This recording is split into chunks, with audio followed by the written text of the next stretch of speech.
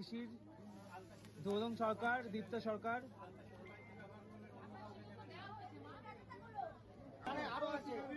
পিয়ালি চক্রবর্তী, বাচ্চু গোত্র, রঞ্জিত চক্রবর্তী, ভরদাস গোত্র, দেবায়ন চ্যাটার্জি, কাশ্যপ গোত্র।